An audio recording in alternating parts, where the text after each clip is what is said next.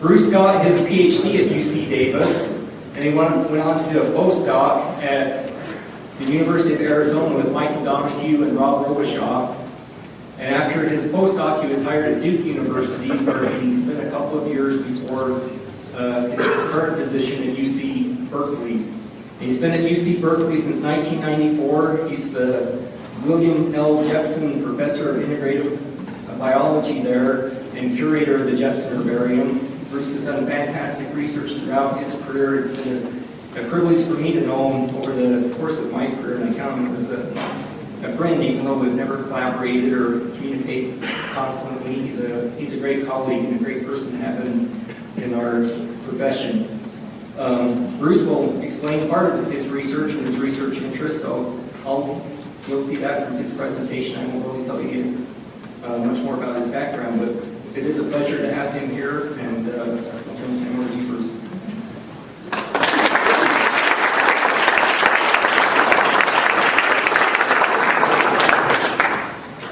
Well, thanks very much, Lee, and thanks to everybody for turning out here tonight. I can't tell you what an honor and privilege it is to be here in this capacity, and also to have a captive audience to talk to you about one of my favorite topics, which is cryptic diversity. And just in case some of you might be here thinking you're going to hear about the abominable snowman or mermaids and the like, that's cryptozoology. And I realize that has more catches the popular imagination more than the topic I'm going to address. But hopefully what I'm going to talk about is a little bit more scientific evidence behind it. Although I'd be happy to relinquish the stage to anybody who has great evidence of the existence of Sasquatch or something like that. It's probably quite interesting to hear about. So what I'm going to talk about is really just the importance of cryptic diversity in terms of conservation and natural history. First, I want to start out by making a few general points that this topic is really about species discovery or discovery of fine-scale diversity. And you probably heard, it's no secret, that tropical ecosystems harbor a huge amount of diversity.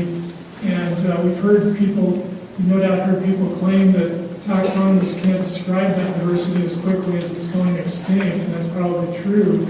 One of the people that said that is Paul Ehrlich, famous conservationist, who published a paper a couple of years ago with some colleagues there on the left in Proceedings of the Royal Society, where pointed out that the least disturbed tropical forests are centers of undescribed species diversity based on a pretty rigorous assessment. And that fits very well with what you hear in the media. One of the things that you probably don't hear as much about, though, is the importance of natural history collections as reservoirs of undescribed biodiversity. This wonderful paper by Eber et al., Proceedings of the National Academy of Sciences, there on the right, a couple of years ago, did an investigation and found that as often as not, flowering plants from the tropics that have been described over the past several decades have resided in natural history collections in herbaria for anywhere from a decade to up to 100 years or more, with about an average residency time of about 20 years prior to their description. So really, we should think of these natural history collections just as we think of these very minimally disturbed tropical forests as things that we should save and really value as important reservoirs of biodiversity. And I'm really happy to see on BYU the investment that's going into the Bean Museum. That's not always the case. We hear about herbaria and other natural history collections languishing or being cut back heavily at various institutions, especially over the last few years with all of the financial problems worldwide. And one of the things that's really great now about natural history collections is that it's easier to find this undescribed biodiversity that's worthy of recognition taxonomically, given the growth of databases that allow us to search these collections and do anything from find outliers geographically within species that occur in unusual climates or soils that might well represent undescribed plants, and focus attention on those collections. Or even in the case, for example, the Consortium of California Herbaria, where we've pulled together most of the natural history collections of plants in California into a common interface. We can search the whole flora and find areas that have been under-collected where people have not been looking, and zero in on interesting geological areas, for example, where plants that have never been found before might exist. So these kinds of resources are coming along and really increasing the prospect for discovery. And so what are the prospects for discovery in North America, and in particular in Western North America, of new biodiversity that hasn't been recognized or isn't currently recognized taxonomically? And I'm specifically talking about species, subspecies, varieties, these fine-scale taxa. Well, it seems to be amazingly high, and an example that just goes to highlight some of the potential that's still out there are things like the Shasta snow wreath you can see here, which is a plant that's a very showy member of the rose family. Was first collected in 1992, just a very short distance off the edge of the highway in Northern California, where it occurred near Shasta Reservoir, and was obviously new to science in a genus, Neviusia, that's otherwise only known from Alabama, the different species, and from the fossil record in British Columbia. So this is clearly a relic in the California flora that wasn't known until recently. And the graph there on the right is an attempt to look at the rate of accumulation of species, subspecies, and varieties, these fine-scale taxa of California endemic flowering plants that have been described from the 1800s to the present. This particular graph was made back in 1993 when the first edition of the Jepson Manual was published. I should point out that one of the things that I'm involved in at Berkeley is the Jepson Flora Project, which is our attempt to carry on the life work of Willis Lynn Jepson, who was the first native-born professional Californian botanist, one of the first professors of botany at Berkeley, who wrote the first comprehensive manual or flora of California back in 1925. In 1993, my predecessors there published a revision of that book, and that's where that graph ends up, the solid line on the figure there, showing the rate of accumulation being about constant over a period of nearly 100 years. So for a period of 100 years, for the 20th century, basically, we didn't really have a slowdown in the rate of description of new species, subspecies, and varieties of plants endemic to California. But the person that made this graph, Dean Taylor, based on a number of good assumptions, reasonable assumptions, I should say, he assumed that that would start to taper off in the near future, and that maybe 5% of these species, subspecies, and varieties of California plants waited to be described. But part of what I have to tell you tonight is that that's not what's happened. The rate of discovery has continued more or less at the same rate. And in the new Jepson Manual that we published last year, a full revision of the flora of California for the vascular plants, in addition to a major revision of higher level plant classification that reflects 25 years of effort worldwide looking at relationships, evolutionary relationships of plants at these deep levels, families and genera, for example. In addition to that, we've got a very sizable increase in the number of recognized species, subspecies, and varieties of California plants. And this doesn't just take in the newly described, well, there's 140 roughly newly described plants at those ranks, species, subspecies, and variety, for California, that have been described in that interval since 1993 when the last edition of the book came out. And that doesn't include a lot of species that have been resurrected, which means they were recognized prior to 1993, but by 1993, people thought that they weren't good species anymore, but subsequent work showed that in fact they were. So the number continues to grow, and what I want to talk about today is this challenging frontier ahead of us in continuing to discover and classify and protect this very fine-scale plant diversity in California. And part of what Dean Taylor didn't take into account back in 1993 was this explosion of DNA technology, PCR, the ability to easily sequence DNA based on new methods, was really just getting going at that time. And by utilizing those methods in a way that's thoughtful, we can tease out plant diversity at these fine scales at a level that we haven't really been able to do before. And so that's what I'm going to talk about today in terms of cryptic diversity. Again, not Sasquatch and other cryptozoological organisms, but really distinct evolutionary lineages that warrant taxonomic recognition, but are difficult or impossible to tell apart based on their external form or appearance. And you're probably familiar, I mean, cryptic diversity has been described for many, many years. This isn't a new thing. The biosystematic era, going back into the 1920s and 30s, people were looking at chromosomes, making crosses, looking at interfertility between species, and refining our taxonomy, often using quite fine-scale methods that resulted in recognition of species that were quite difficult to tell apart based on external appearance. What I'm really talking about tonight here is just extending that to a greater level.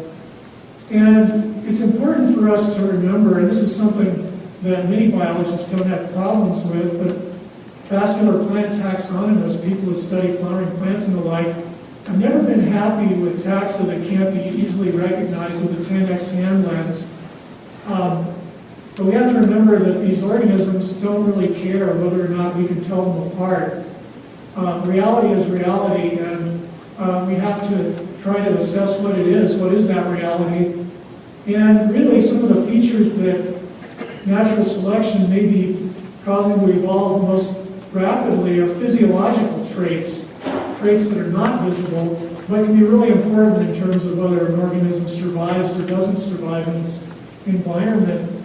And so these organisms that are only cryptically distinct in terms of their appearance being quite similar may not be ecologically interchangeable. They may have different adaptations that are not obvious by just looking at them. And so they may be really, from that standpoint alone, irreplaceable diversity, and important to consider in conservation planning, then, especially in the face of global climate change, where we really have some major challenges ahead. And getting back to the point that cryptic diversity has been recognized for a long time, I want to pay a brief tribute to one of the very first botanist, first professor of botany at Berkeley, Edward Lee Green, shown on the left.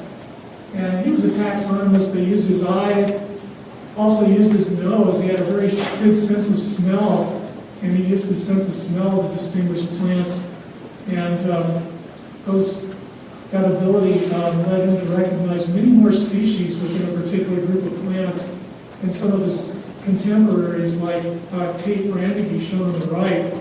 And these two really epitomize the tradition of splitting, taxonomic splitting on the one hand in the case of Green, and taxonomic lumping on the other hand in the case of Kate Brandegee. And Kate said that Edward Green, not 1 in 10 of his species were any good, and maybe more like 1 in 20, no more than a figment of his imagination. Turns out, his track record looks to be about 7 in 10 being good, and we continue to resurrect taxa that have names that were given to them back in the early days by E.L. Green, and there were quite a few botanists at that time who named plants that are continuing to be resurrected in some circumscription or another. And Marcus Jones, who was actually a Utahn by birth, he was more on the lumping side of the spectrum, and once was said to have uttered that he felt sorry for any botanists born in the future because there'd be nothing left to discover. And he didn't think much of Green, as you can see from the obituary he wrote of him. Green, the pest of systematic botany, is gone and relieved us of his botanical dribble. They say that the good that men do lives after them, but the evil they do is interred with their bones. I suspect his grave must have been a big one to hold it on. So you can get the sense that there wasn't a lot of respect there. And the relationship between Utah and Berkeley botanists is much better now, I assure you, than it was then. But you can see that this tendency towards taxonomic splitting has come up against some resistance, and it needs to be well supported, and I hope that's what I'm going to show you today, are case studies where we have good evidence of cryptic diversity that passes muster based on a number of criteria, and provides us with some interesting perspectives on situations in which this kind of diversity arises in plants. And the examples I'm going to draw from today are not cherry-picked in the sense of choosing groups that were understudied by botanists and where you might expect there to be diversity that was undiscovered. Instead, we're going to focus on groups of plants that are among the best studied California plant groups in terms of past work by people during the experimental biosystematics era that were doing these experimental crosses and genetic work, and really did make some major advances in our understanding of those groups. But I want to point out that there was still more to be learned, even in those cases. And this cryptic or semi-cryptic diversity I'm going to be talking about, these lineages we've resolved, or others have resolved, in the examples that I'm going to share tonight, are generally not even each other's closest relatives evolutionarily. So we're not talking about hair splitting here. We're talking about groups that are difficult to tell apart, not even each other's closest relatives evolutionarily. And so by almost any taxonomic criteria, we have to treat them as distinct species. And finally, in all these cases, there's direct or indirect evidence of ecological differences between these plants that indicates that they may well not be ecologically interchangeable, although more data on that is always good. So the first example I want to point out today involves one of the most conspicuous plants that's native to California, aside from, say, the redwoods.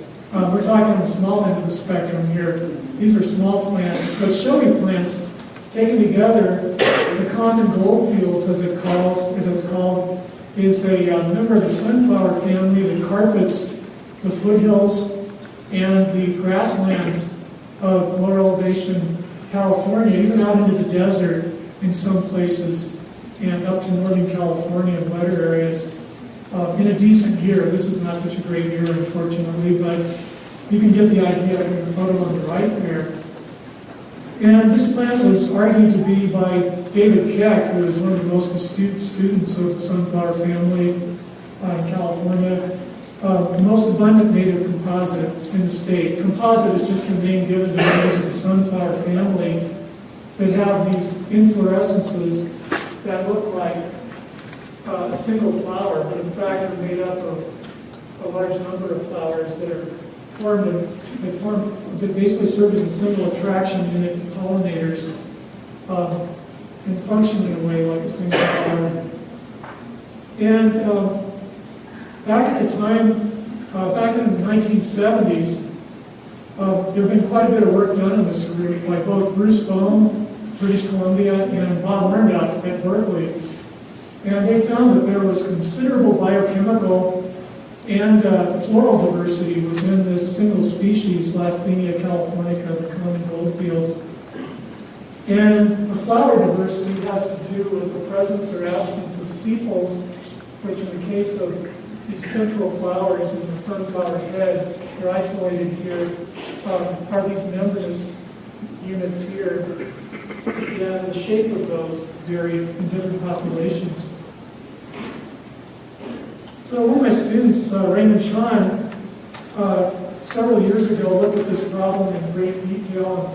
He did a study looking at relationships, evolutionary relationships throughout this group. And what he found is that what we've been calling common goldfields represents two distinct species that are not each other's closest relatives. And the typical Californica shown here, its central disc flowers shown here, are more closely related to a couple of other species in the genus than they are to this other element within what had been called Lastenia californica in the first edition of the Jepson Manual. These two you can see differ visibly, maybe not from the back of the room, but the pappus and the sepals here come to a very narrow base where they flare there, and they have a different coloration. So you can tell them apart reliably based on those sepals, but oftentimes the sepals are absent in both species.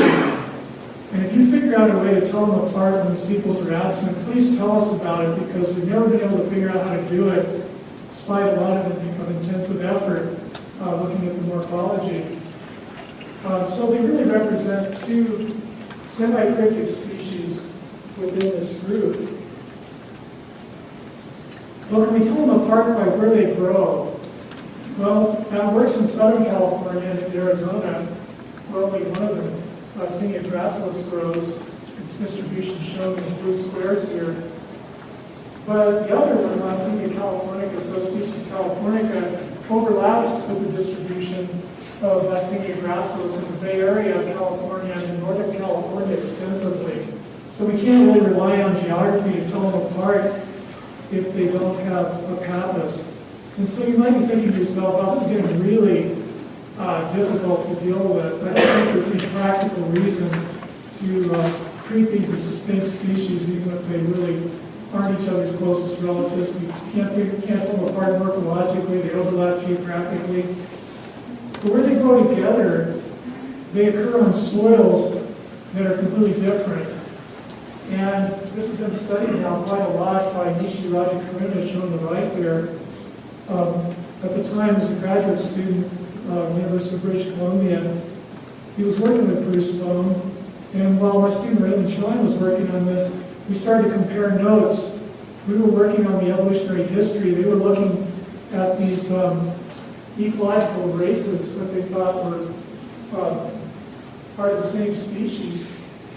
And it turns out that we have both of these species occurring together, but where they occur together, one of them will grow on soils, for example, that are comprised of steep and coast serpentine, which is a state rock in California, and is toxic to many plants because of high heavy metals and high magnesium levels. And the other will be off the serpentine on the adjacent non-serpentine soils. Or one will be on saline soils and the other non-saline soils, for example, in the desert. And when we looked at our data together, it turned out that both of these species have both of these ecological races. Both species have a non-serpentine or occur on high ionic soil race and a race that can only live on soils with low ionic content. So this is a situation we've had parallel evolution of both of these ecological or biochemical races. And they occur reciprocally where we find them together. Sometimes it's Californica on serpentine and gracilis on non-serpentine. Sometimes it's the other way around. So what this shows you is that ecology can change quite quickly.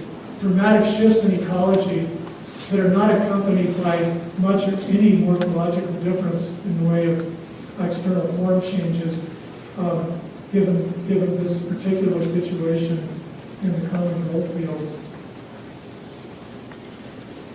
All right, so now I'd like to move away from this. So this sort of evolutionary change we just talked about is involving soil shifts, these shifts between different soil types. Now I want to talk about evolution on a climatic gradient.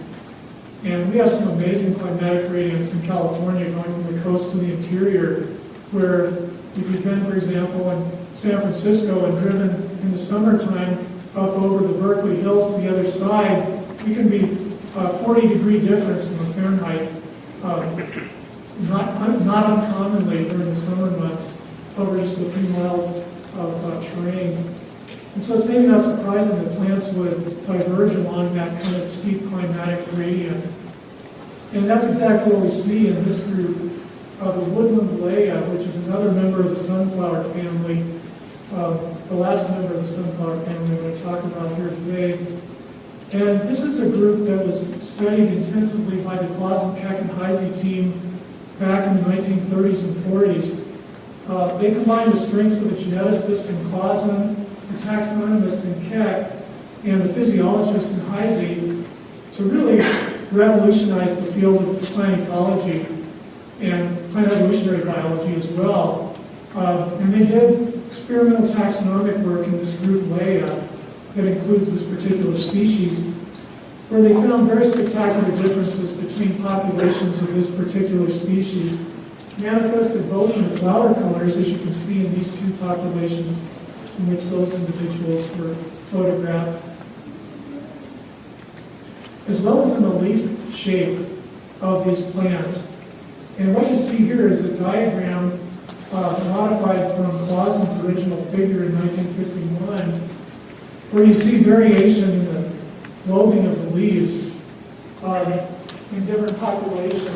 There are 6 populations here, and each leaf represents a different individual. These were all grown in a common garden at Stanford, taken back as seed from those populations, and you can see they retained their differences in a common garden, which led to the conclusion that these differences in leaf lobing were due to genetic differences.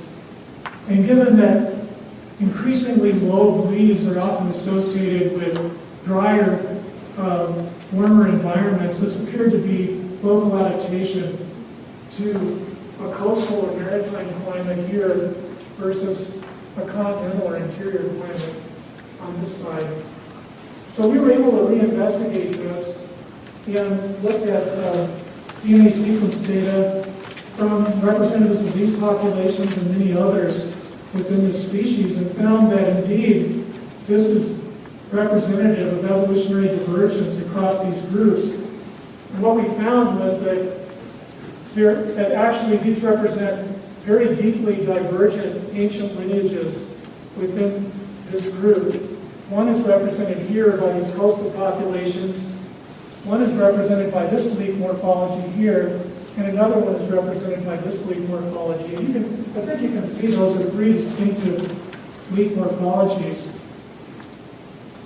These are basal leaves taken from the base of the plant before it bolts and flowers. By the time these plants go to flower, those leaves have dried up and blown away. And then if you can figure out a way to tell them apart, I'd be interested in knowing how to do it, because it's extremely difficult on the basis of morphology. So again, like in the case of the previous example, this is really semi-cryptic diversity. And it breaks out very interestingly across the environment. So what we have here is a phylogenetic diagram showing the relationships of these groups.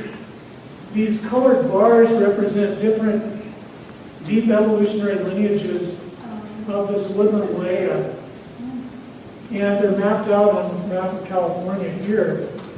And you can see they break out across the landscape very discreetly. This purple group of populations are ones that weren't studied by Clausen-Keck-and-Heisey and are found up in the Humboldt Redwoods area of Northern California, isolated there. These other 3 groups with the other 3 colors are the ones studied by Clausen-Keck-and-Heisey, and they replace each other as we go from the coast to the interior over these major climatic breaks represented by mountain ranges. And it turns out these are interfertile. We've done the crosses. These 3 groups that separate out across this climatic gradient are capable of exchanging genes, but we don't see evidence of it. There seems to be strong environmental selection, although we need to prove that. Reciprocal transplants and the like would be the best experimental data to support that hypothesis, but that's our working hypothesis. These plants get around as seeds very easily, very well. Their seeds are surrounded by sticky bracts that adhere to pant legs or fur or feathers, and they get around. These are relatives of the Hawaiian silver swords that represent members not of this particular genus, but of close relatives that have these same dispersal features that dispersed across the Pacific Ocean on the feathers of a bird probably 5 million years ago. So they get around, and this appears to be given the climatic breaks that are associated with these rather sharp breaks in distribution, that this is probably what's going on here. Another wrinkle here, I mentioned how these examples I was going to show tonight would not be each other's closest relatives. That's true for this woodland layer group as a whole, because you see these two sets of populations on the tree here that don't have colored bars at their tips. These represent two species that have been recognized throughout history as being very distinctive and the only self-pollinating members of this genus Leia. So we've had a shift to self-pollination. These others have to cross-pollinate in order to set seed. And we've had a major change in the morphology associated with that. As expected, these plants don't have to outcross, and so we don't advertise the pollinators as well as the others. They just have short petals. But also there's been an interesting evolutionary change reflected by this plant, Leia carnosa, which literally means the fleshy Leia. This is a plant with succulents that grows out of the sand dunes on the outer coast of California. So this entire clade this entire lineage is an outer coastal group, not just these woodland Leia populations, but these as well. And we've had a major change in the morphology of this plant, its external form, in association with this shift to these exposed windblown sand dunes where it occurs exclusively. And it was regarded by Kazantek and Heisey as a probable early evolutionary offshoot in the genus Leia, but in fact you can see it's a recent offshoot within just the woodland Leia group itself, which is just, it's an unnatural species. You can see it really represents 4 different species, but much of the diversity of the genus falls outside of what I'm showing you here in this lineage. So it's a really diverse group, about 14 recognized species. And if we look at, I could talk all night here, and I won't, for your sake, about other members of this group, this tarweed group or tar plant group, that show interesting cryptic diversity. These are representatives of different genera of this mostly Californian group of members of the sunflower family. And in each of these cases, even within this subspecies, we find good evidence of cryptic diversity that really represents ancient evolutionary lineages that have not exchanged genes to an appreciable extent with other related groups, and really do fulfill the requirements of a taxonomic species by many species concepts. So these are various interesting cases, but the main thing I want to point out here with regard to the tarweeds before I move on is that fairly recently I made the acquaintance of a lepidopterist, a moss specialist named Terry Sears, who'd been studying this group of flower moths shown here for about 40 years. He's about 10 years older than me. And Terry showed me his moth collections and his data, and it turns out that Terry had basically found about 17 undescribed species of members of this heliophyne moth group that are endemic to particular lineages of tarweeds. And so here we have a group of moths that show high fidelity to particular lineages within the tarweed group, and have almost certainly co-evolved with them. Where the larvae have to feed on the foliage of particular tarweed species or groups of species in order to successfully pupate. And these moths have morphological features that allow us to distinguish them, but only if you look at fine-scale patterning of the wings and sometimes some of the patterning of the larvae. And so this is a group of moths that was thought to include only 2 species, this particular group of flower moths, and now there are 19 that are recognized, and Terry's in the process of describing these for the moths in North America right now.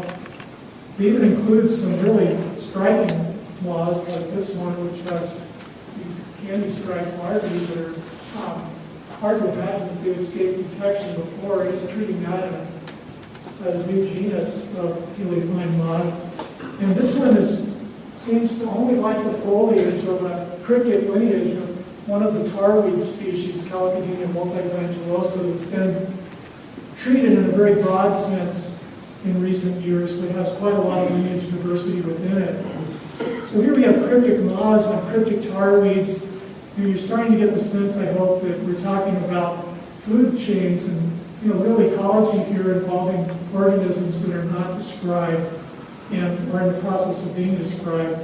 So this is California, and it's been heavily investigated botanically as well as by lepidopterists, but there's still more to discover that has ecological significance. So let's move. So you might say, well, wait a minute. All you talk about are members of the sunflower family. The most diverse family in the West. Is that surprising? You can hardly tell these things apart anyways. A lot of people have difficulty. Maybe that's a special case. Well, that's not a special case, and I'll show you some other examples. This is a group, the bellflower family, Campanulaceae, where the species are readily distinguishable by the flowers. These have often very species-specific floral patterning and shapes, much more so than composites than members of the sunflower family. And one of my students, Lisa Schulteis, shown here, she took a great interest in this particular group.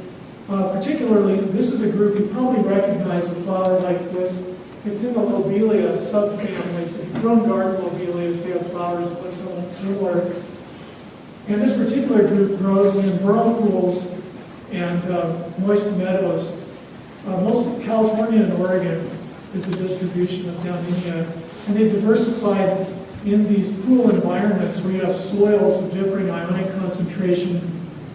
These pools dry out. They fill up in the winter and dry out in the summertime. And they leave behind soils of increasing ionic concentration as you go towards the center of the pool. And the plants break out along that gradient depending on their adaptation to that soil environment.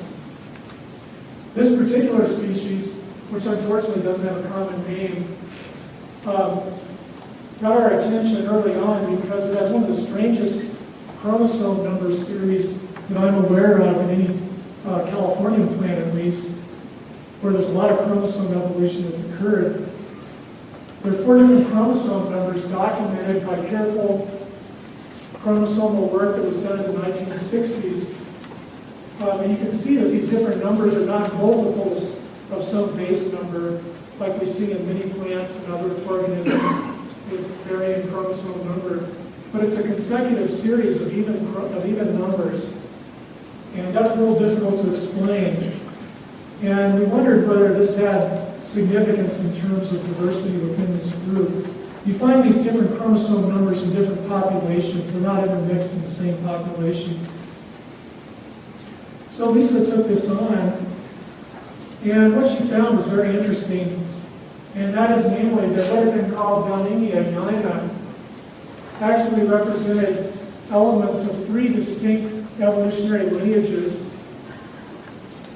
The typical gnina, that is, includes the type collection, is known from only a handful of populations down in southern Oregon, in the southern Cascades.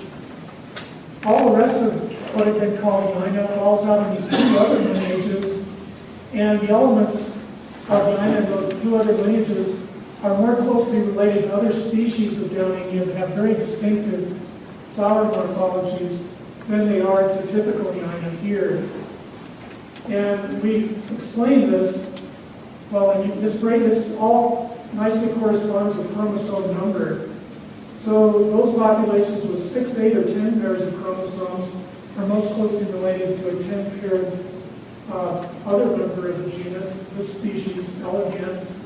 And populations with 12 pairs of chromosomes are most closely related to this species here, also with 12 pairs of chromosomes. So we suspect that the ancestor of this entire group probably had a flower that looked very much like Rhina, and that this floral morphology was conserved through this lineage, but then we had major divergence in elegans and Bacillolupii toward these distinctive floral forms that may have had to do with selection of pollinators. So you might say, well, if that's true, then why do we even need to have new names for these elements of Yaina that are more closely related to these other species, except by some sort of strictly phylogenetic argument? And when we look at the distributions, I hope you can see that this might look very similar to what we just saw in Leia. Turns out the populations of Yaina that have 6, 8, or 10 pairs of chromosomes that are close to elegans are found west of this line here, and at low elevations, and the populations that are closer to Bacillolupii in that other clade are east of this line at higher elevations. And again, we're dealing with a major climatic gradient here. This is a situation where we could expect that there would be ecological divergence across that gradient. And this is a situation where Lisa took a great effort to try to figure out morphological characteristics that would allow her to distinguish these three lineages of what had been called Yaina, which are now called Yaina Fulcarima and Willimentensis in the New Jefferson Manual. She could not find one character or any combination of characters that would reliably allow her to distinguish these things morphologically, although there were some tendencies, various approaches, nothing worked. So this is a truly cryptic species situation, and one where the ecological argument at least seems to be very strong that these have diverged to just not in morphology. Okay, so now to another showy group of plants, and this is an example I want to point out as a case where what started out as seemed like a simple problem really turned into quite a surprising result, more so than the others I think that we've talked about so far. This is in the snapdragon family, which you might say, wait a minute, that's not the name I recognize as the snapdragon family, which used to be Scrophulariaceae. Plantagenaceae is the new name. There's been a lot of changes in our understanding of relationships at that level. This genus is the blue-eyed Marys, Collinsia, which have very pea-like flowers, as you can see up in the upper right here, but which are completely independent in their evolution of that pea-like flower. And they've undergone an interesting diversification in the western United States and even into the eastern states. This particular species is one that we grew very interested in the course of a study of mating system evolution across the genus because of this major geographic separation between the main distribution and the Klamath ranges up here and in the southwestern Oregon. And some populations that were discovered in Yosemite National Park, of all places, in 1983. So there were populations discovered inside the park around Wawona, down the southwestern corner of the park, and down in the Merced River drainage to the west, out in national forest land, that were treated as members of the species Collinsia linearis in the first edition of the Jefferson Manual, 1993. Well, just looking at the herbarium specimens of these plants, you start to scratch your head because something didn't seem quite right. When you press these plants and dry them, the flowers turn black, they lose their color. The morphology, the shape is obscured. And there were up to 3 different species names botanists had stuck on individual specimens of these things. So we went to the field and made a collection in the Merced River drainage. My student Michael Park here, who was a graduate student researcher on the proposal, on the grant, he took a lot of interest in this, and basically ferreted out every population known from the Merced River drainage and got material, documented morphology and brought these things back. We sequenced the DNA and we looked at them in comparison to other Colinzias, and what we found is that the populations from the Sierra Nevada have nothing to do with Colinzia linearis. Not only that, they're completely different lineage. They appear to be a very ancient lineage in Colinzia that predates the diversification of the most ecologically significant species in terms of overall extent, numbers of individuals in California, shown here in the sister group. And that great age of that lineage is also reflected when you start looking at relationships across these populations within the Merced River drainage in this Yosemite region. That's all that I'm showing here are different populations from the Merced River drainage in and outside Yosemite. And here you can see the morphology of the flowers. They look pretty different, and those differences are reflected by the lineage structure here.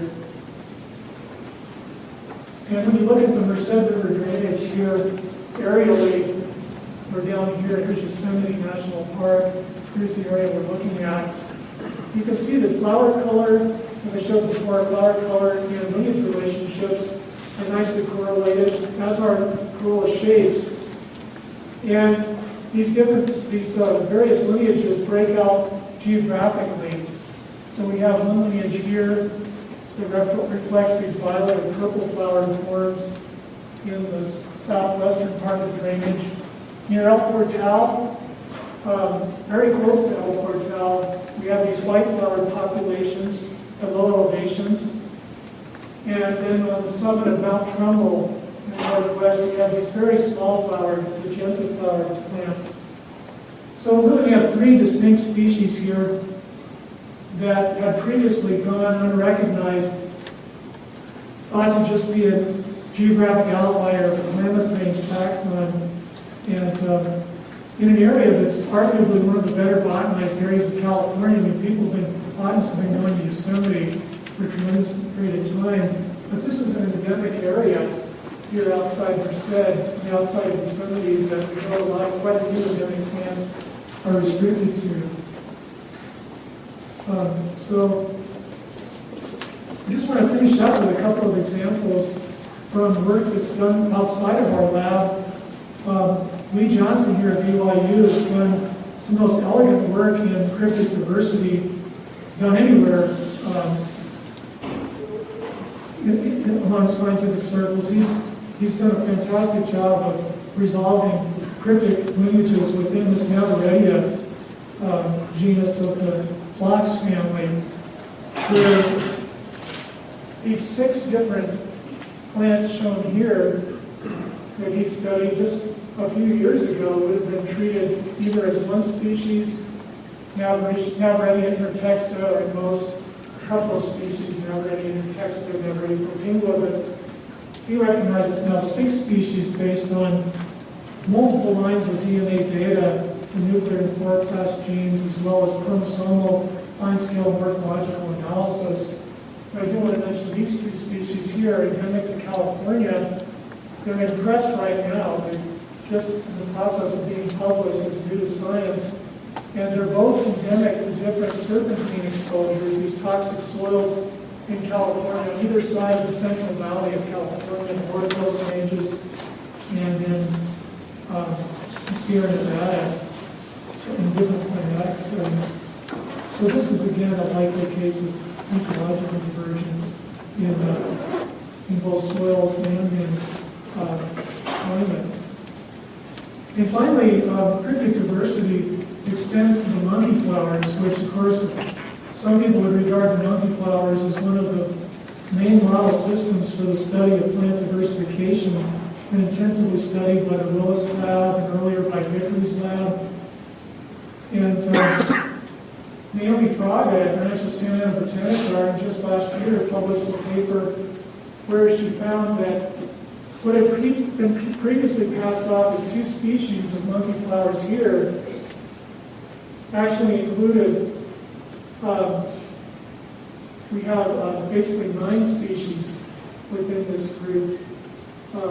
2 newly described within this Montoides complex, and 2 that have been resurrected, and 3 newly described within this Almorite complex. And when we look at these broken out across the environment, you can see, first of all, there is actually quite a lot from the previous slide. You can see there's quite a lot of variation in the flowers of these. There we have a situation where there was so much variation in the flower morphology, it was unclear how significant that flower variation was in terms of taxonomic significance. As you can see, based on a lot of molecular data, she's found that these represent distinct lineages that correspond to particular floral types that break out across the Sierra Nevada and the deserts, Mojave Desert and the Great Basin of California and Nevada. So in conclusion, I hope these examples have given you a bit of a taste for the kind of potential that's out there for discovery of new plants, even in groups that have been widely studied, intensively studied in the past.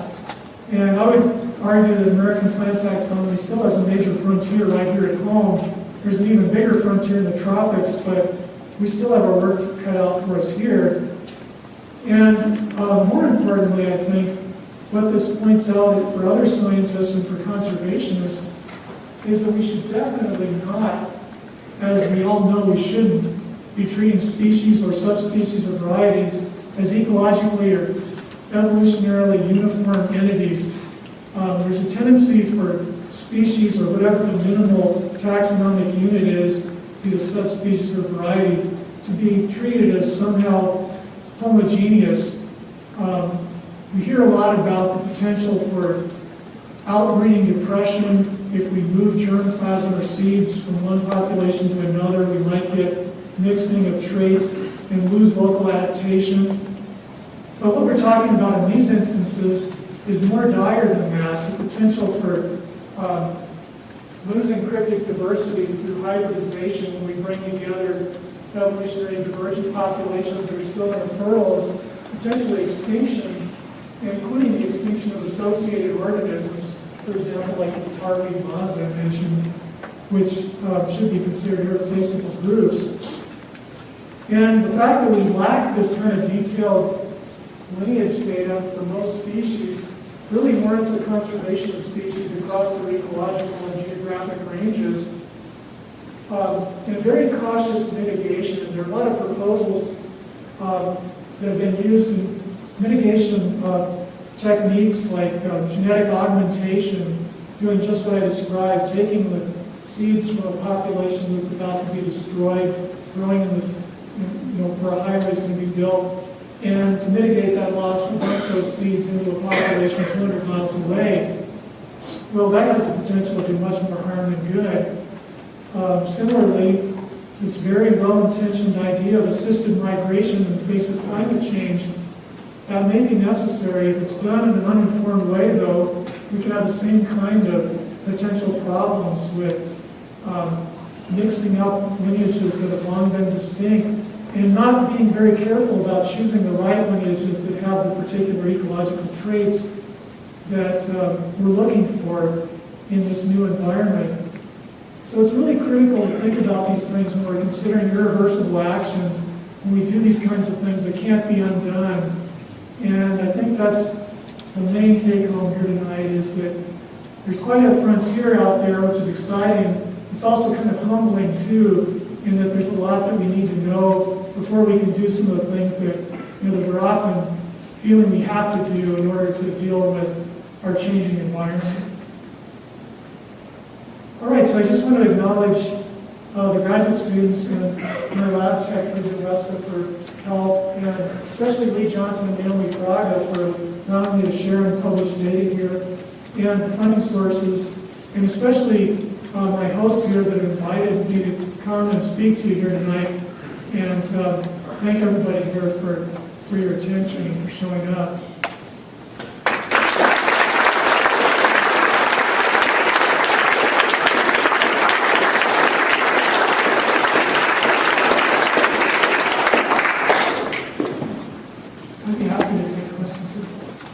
I hear you saying that climate change is the thing we're going to really cause some. Well, we don't really know exactly what's going to happen yet. The scenarios are still not clear. In California, especially, the various alternative scenarios that have been put forth indicate, considerable decline and considerable displacement of various climatic conditions. But there's still a lot we still need to know. We still need to learn a lot in terms of what the specific responses are going to be. I mean, there is the three-dimensional aspect of topography that we still don't have our heads around as well as we need to. In close proximity, we can have very different habitats just on a north face versus a south face. And, there are people trying to get a handle on that aspect of heterogeneity of the topography and the climates and how that's likely to change.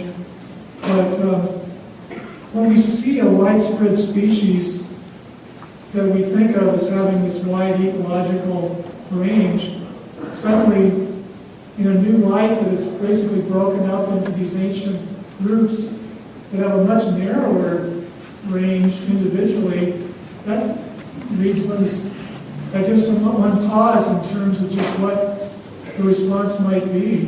But there isn't as much ecological variability in what we had thought of as this widespread species as we previously thought. So we really still have to learn a lot about the diversity we have and the actual changes the environment's going to undergo to really know how to plan well for these changes. And it is, we may get into a triage situation where we don't have enough time to really make all of these investments that we need to make to know exactly what we need to do. But I think it's important to at least be aware of some of these issues so that we know what we need to be thinking about when we're making these kinds of decisions about how to respond to these changes. So things are pretty specific as to soil type, maybe it won't be as bad. I mean, if things are migrating around, they have to find a specific soil. Well, that's the thing. If the plants are confined to particularly soil islands, there you don't have corridors a lot of times to move across. And so dispersal limitation across those intervening areas, could be a serious problem for a lot of our serpentine endemics. I didn't mention it, but in California at least, where we have an incredible amount of endemic diversity, about 10% of the endemic plants are endemic to serpentine exposures. So it's a huge part of our endemic plant diversity there. And these serpentine islands are much less than 10% of the land area of California, scattered about. Yeah. When you're trying to establish cryptic diversity, different species and subspecies, are there particular species concepts you rely more heavily on? Yeah, it's a good question, and I really should have spent more time talking about that. Basically, we're adhering to a phylogenetic species concept in the sense that we're looking for evidence of lineages that are well supported by mutational data within DNA sequences from different genes that are not closely linked. So we're looking for independent evidence, but we're also looking for that evidence in morphology. Even though we're calling these things cryptic, we are looking at morphology as well. As I pointed out, sometimes morphology is helpful, but it can be difficult to key in on the right morphological characters.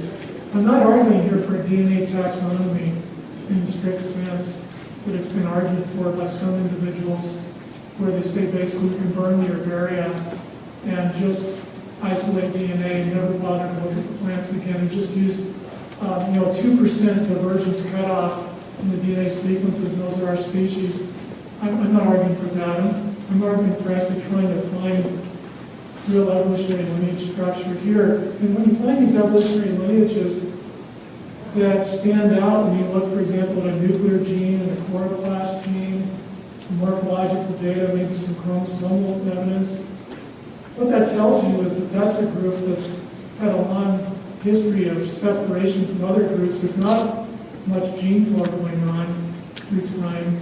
These have had a long history of separation. They may not have had a long history of geographic isolation. We showed they might occur quite nearby one another, but there may be strong environmental selection that's kept these things apart, even if they're interfertile. In plants, oftentimes close relatives that are quite divergent are completely interfertile.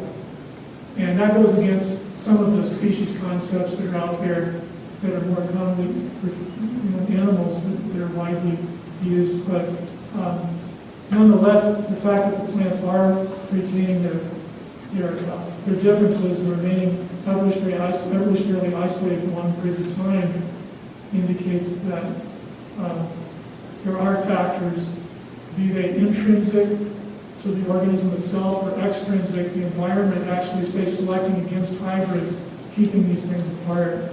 And the fact that they've done so for some millions of years, based on the DNA data, is pretty good evidence that we're dealing with groups that warrant taxonomic recognition that really are long isolated lineages. Nothing been running through my mind about what kind of plants replace these that you're losing in an area. You have an invader species. Yeah, that's a good What point. does it do to the environment, and how long does it take to recover it? Yeah, that's a really good point. I mean, we see more and more of a homogenized world in terms of losing local endemics and gaining widespread weeds that tend to fill in those environments. And we see that in oceanic islands. We see that in continental settings as well. I mean, I didn't really talk about how the California flora has changed in the last 20 years beyond just that one slide, but we've gained more invaders, and that's these serpentine habitats that I mentioned. They're becoming more and more nitrified through air pollution that's causing them to be more favorable for plant growth by non-endemics, and so they're starting to get even those habitats that we think of as some of the most toxic settings for non-native plants. We're starting to get invaded by goat grass and yellow star thistle and all kinds of things that when I was a graduate student we didn't worry about at all. So is it not only an aesthetic loss as well as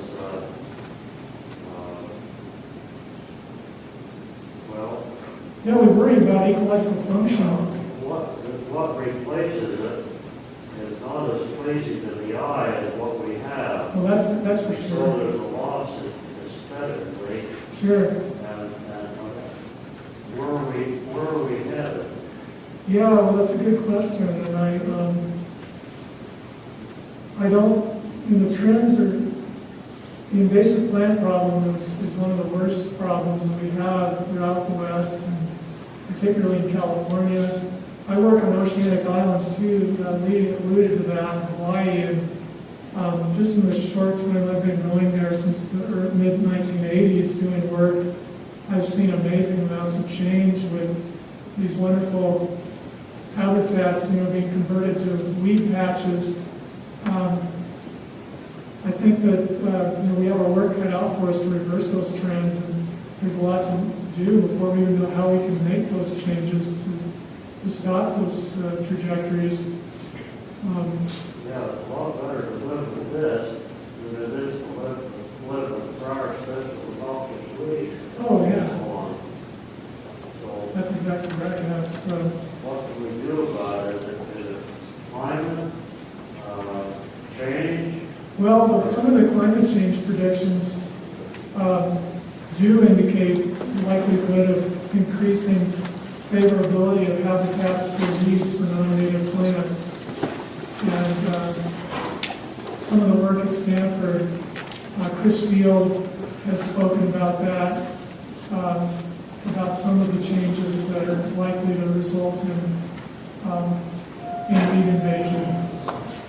And, you know, some weeds, they change the habitats that they grow in ways that accelerate the process, you know, with further nitrification of the soil, for example, the plaguing weeds, of which we have some significant ones, et cetera. So, yeah, I mean, I wish I could give you a restoration protocol that would keep us, you know, that would turn the clock back on all this, but I really don't know what we can do. I mean, this is really just trying to understand the situation in more detail that exists in nature, and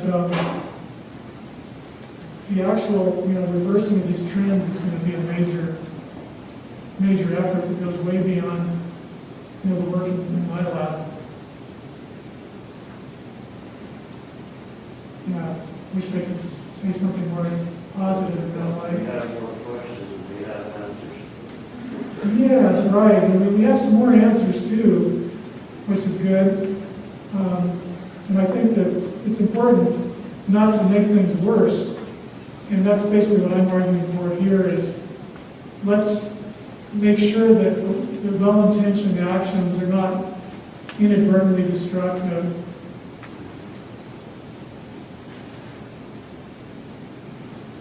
Thank you. Thanks a lot.